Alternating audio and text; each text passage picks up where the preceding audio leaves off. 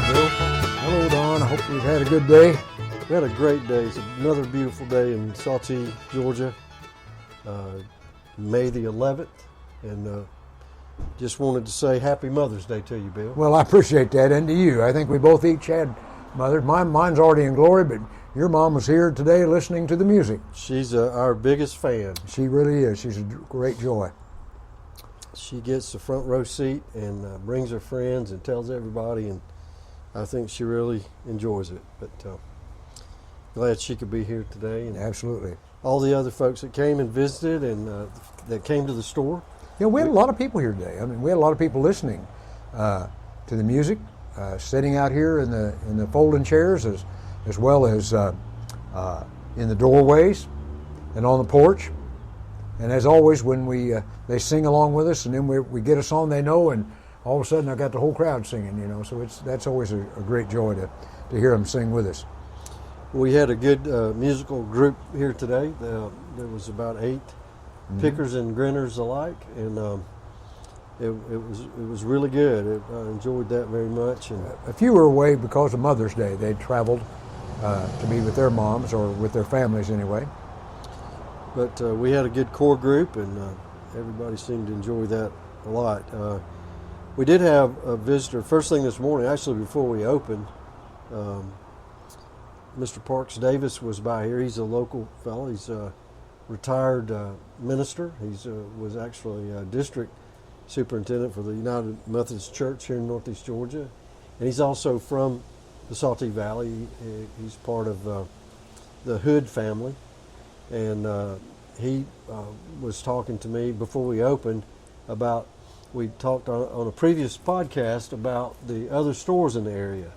And I said that there were, but I didn't know for sure where they were and what they were named. And so he filled me in on that. And just about a mile west of here, that I mentioned before, is what we all know as Hood Store, and it looks very similar to the old Salty store. It's not as big, but it was his grandfather's store who started the store, and it was not as old as this store.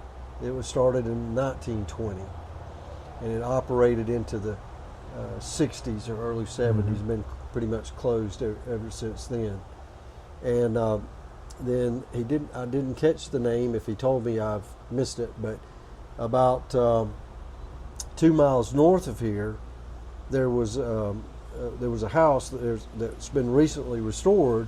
That was one of his grandparents' Hood, and there was a store there on that property Where the house is now. Where the house is now. So there were at least 3 stores in this area over the years, not all necessarily at one time, but over the last 150 years there had been at least 3. So that's something we learned today, and I'm glad that Parks was able to share that with us. And he said that he would come back at another time and give us more information about the valley and the community here, and we'll look forward to talking to him then. I think it's great when these locals have put their input, because it's, even though it's your store, but at the same token, people feel like they own it. The community feels like it's theirs. And we have people coming from long distances that still consider it their store, and they're so excited to bring their friends.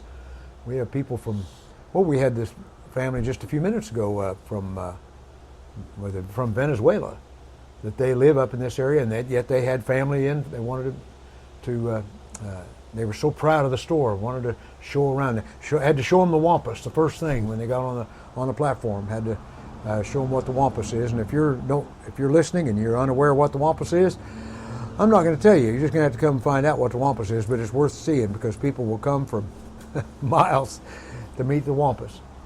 And another thing that Parks Davis and I talked about this morning, he's an avid trout fisherman. He loves to fly fish, and he fishes all in this area.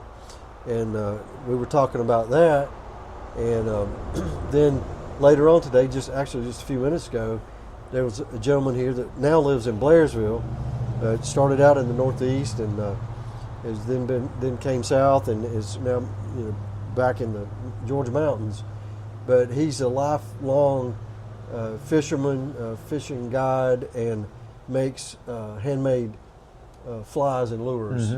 And we had a long conversation about that. He was 82 years old. He still makes them. Doesn't do it for for a job or anything. He just does it as a hobby and just does it for friends, and I believe now. But he was going to come back and bring some of his flies, and he talked about the huge, fascinating aspect of just making flies and where the materials come from, and from feathers and hair and various things that are gathered from different kind of animals. And he even talked about that there are people who grow birds for the feathers that have particular colored feathers just to make fishing flies. You know, fly fishing's a big deal up here for sure. And Chattahoochee is up in Dukes Creek, all the way around. You see people fly fishing. Yeah, I won't go into any more detail on that because I think he's going to come back and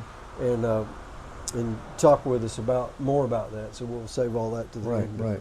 But you know, Bill, these bees are bad. Yeah, they're my house. I have a tennis racket. I beat them up with at my house. Well, you all have heard us mention before. We've got a brand new picking shed that we use for our music on Saturday mornings, and this new lumber is just drawing these carpenter bees like flies, and they're boring little holes into the rafters, and the sawdust is floating down. So we've got to get something done about that. We actually did spray, but I don't think that's doing any good. But Edward told us that we have a trap for those things. We're going to try to put out. I use a trap. You have to put a bee in one of them that attracts them, and then I have them hanging underneath on my deck and hanging underneath my deck. But we got one board like a 2x4 on my deck that they have moved into it, and I'll have just rows, must be maybe half a dozen holes in there. I've got to get underneath it and patch them. I think my son was telling me that if I just fill them in, that will at least stop that batch. And then once they lay their eggs, then the woodpeckers come to get the eggs, and they'll tear the building. Oh yeah, down. Absolutely. So, yeah, we're gonna have to do something, but they won't be banging on that tin roof though. That tin roof was pretty last week when I was listening to the podcast. You could hear the rain hitting in the tin roof. You sure could. And the other thing about our picking shed, it is new, and the lumber's new, and it looks actually too new. Right. Doesn't match the compared building. to everything else around the store, and we've got to come up with a way to make it look aged and older. And I've been told that you can make a concoction up for that's made out of steel wool with vinegar, Right. which rusts the steel wool. You drain that off and then apply that. But I think you actually tried that. Right, and on the pre-treated wood, it came out a little bit brownish. It doesn't match the existing buildings. You say there's another product you can put in it? There's another ingredient, I think, if you want to, and I right this minute I can't recall. We'll try to find that out and let you know at a later date. But it's a third component that you put in that will actually give it more of a gray-brown tint than a rusty color or orange color. And I think that would be more appropriate for everything else around us. Oh yeah, absolutely. But it's such a great place, and people are so excited about it. I mean, customers come in and they see it and they just get pumped about it. And they got to even when they after the band had finished playing, people were nosing around, looking at it. They were fascinated with it. They had to look at it, want to know about where could we need to build one like that? What's in the crib, the grain bin over here? They want to know all the questions. So it looks cool, and there's no doubt about it. And it's a great, like I say, a great place to.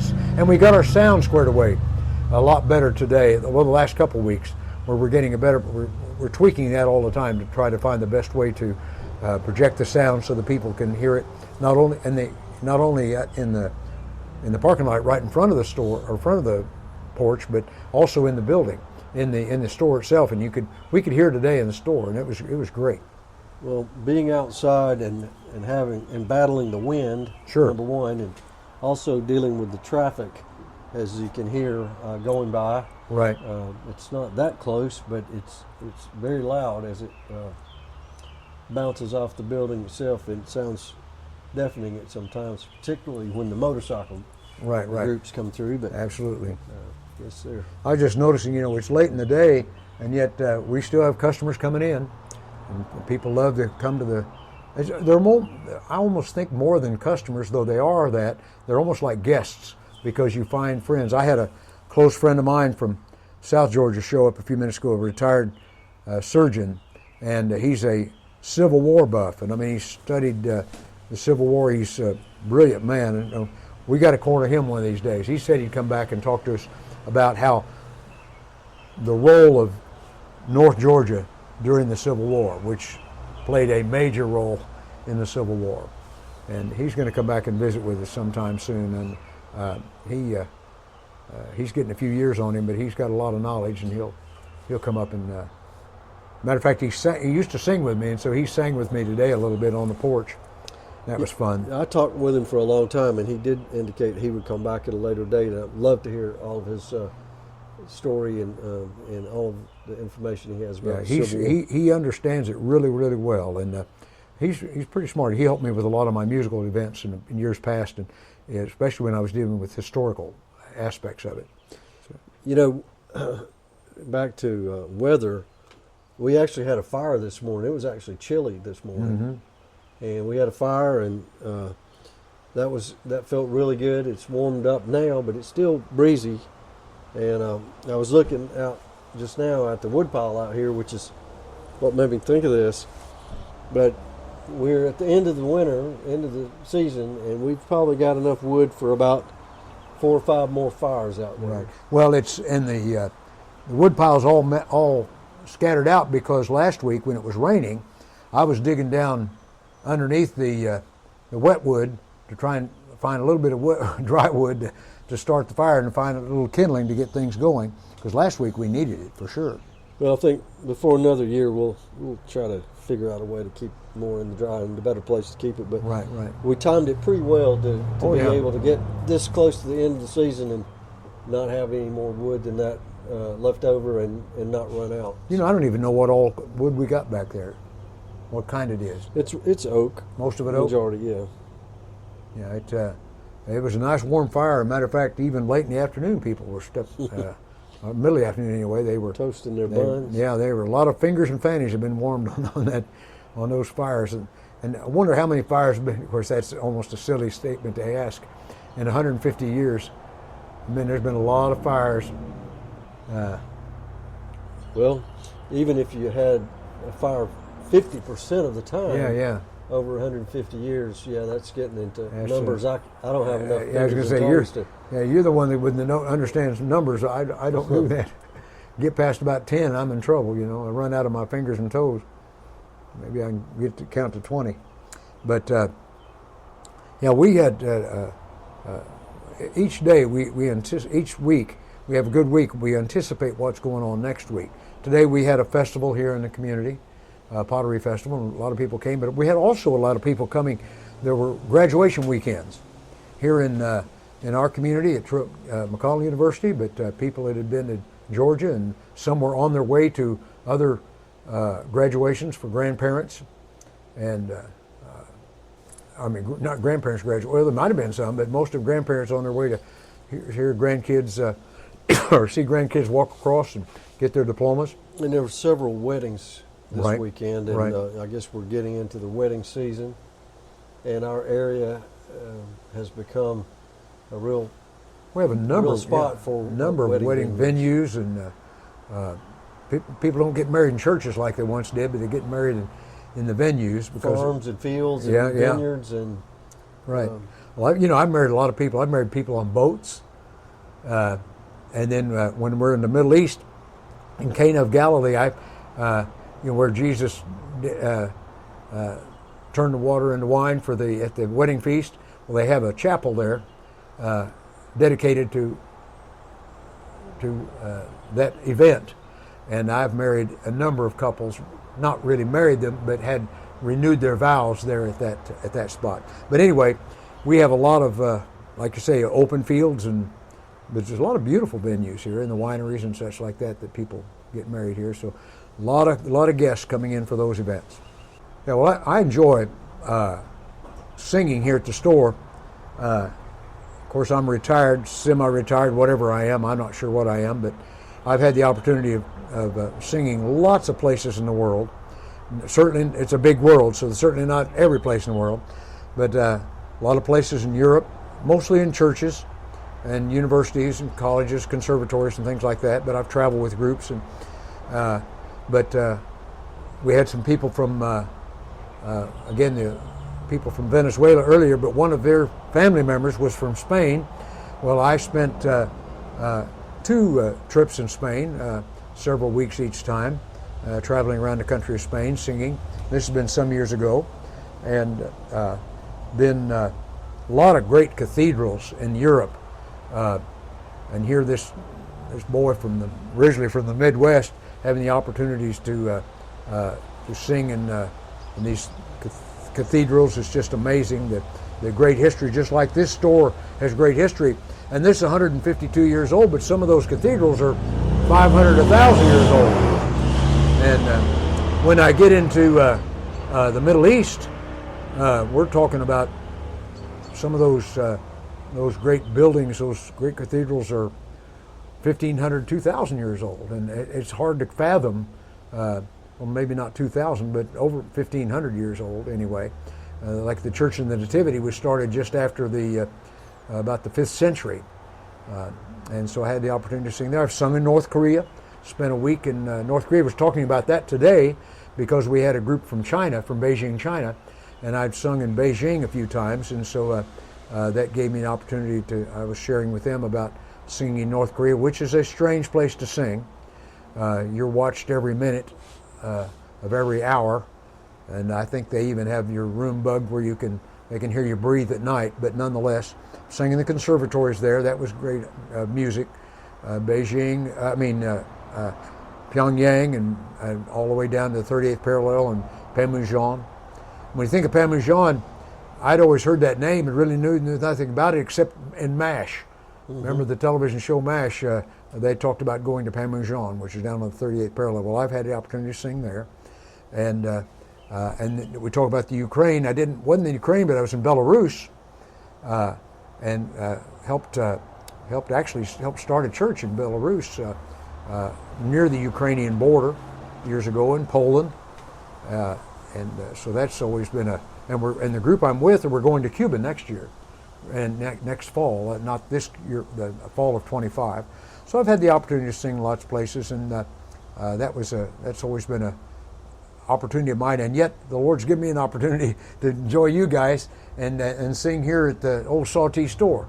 And I always say that wherever I am is the best place I need to be right now, and I thoroughly enjoy. I enjoy those other places, but I can't say that I enjoyed them more than just picking and singing the old gospel songs or the old country songs, whatever we sing here at the Old Sawtee store. So lots of opportunities that my music has given me through the years. I've said it before, probably on this podcast, but I was the nerd in college or in high school because I sang in the band, or sang in the choir, played in the band, marched with the drum major with the big tall hat on top of my head, and yet when I went to my 50th high school reunion, all the jocks were either crippled or dead, and I sang.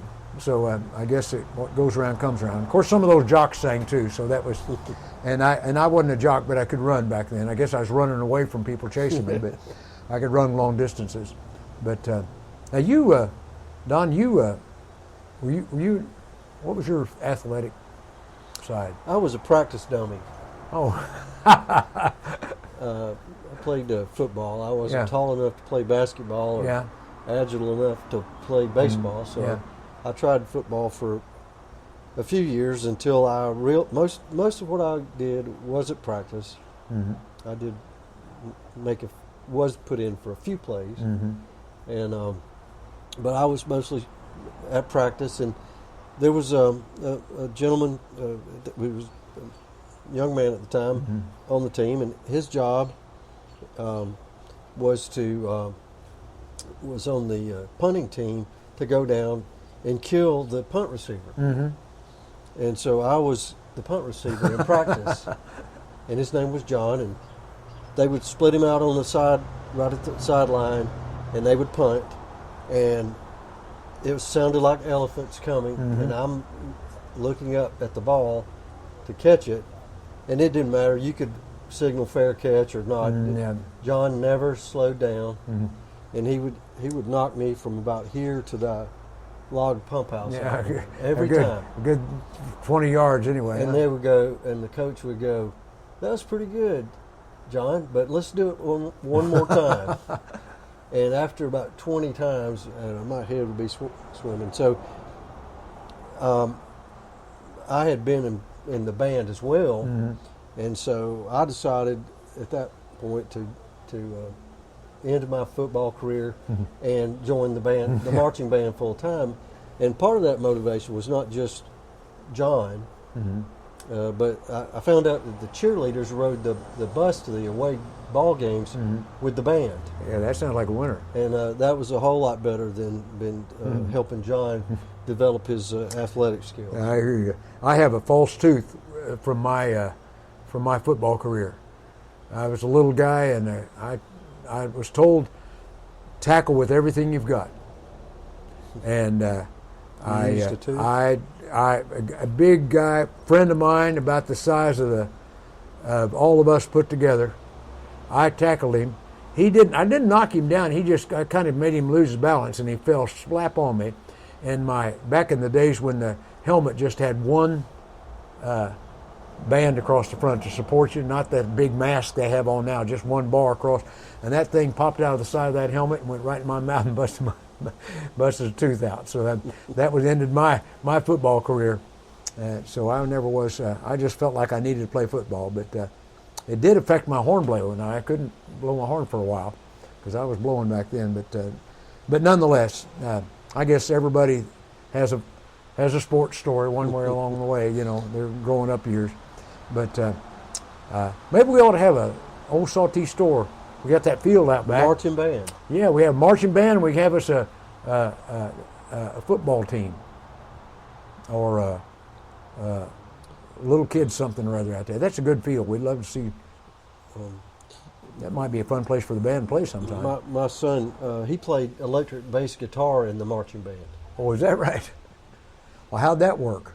Well, it worked well, except I remember there was a game that we went to. It was about a 5-hour drive to the ball game, and the halftime show was getting ready to start, and we realized that he had left his cord at home. Oh my! So we all of that way for. Well, how did that work with an electric bass guitar? They played from the sidelines, and I see. He didn't have the cord from the. Okay, I thought maybe that was before Bluetooth, then that we wouldn't have. It was. Yeah. But that's funny. I can just see that. I wanted to really fuss, but no, you can't do that. No, you can't do that. Well, we had again. This is a good week for mothers and Mother's Day, and it was fun watching guys come in to buy Mother's Day gifts today. Last minute shopping. I did mine yesterday here, but which reminds me, I need to, before the day's out, before we close, I've got a couple of things I'm going to get for my daughters-in-law. They're coming up to see Mama tomorrow, and so my wife, and so I got to give them all a little Mother's Day something. I got to go back there and do a little quick shopping before the day's out. Well, very good, Bill, and we'll look forward to next time. Yeah. And hope you all can join us and learn about what's going on at the Old Saltee store and in the community. And we again urge you to come by in person too and visit anytime you can. Thank you, Bill. Thank you, Don.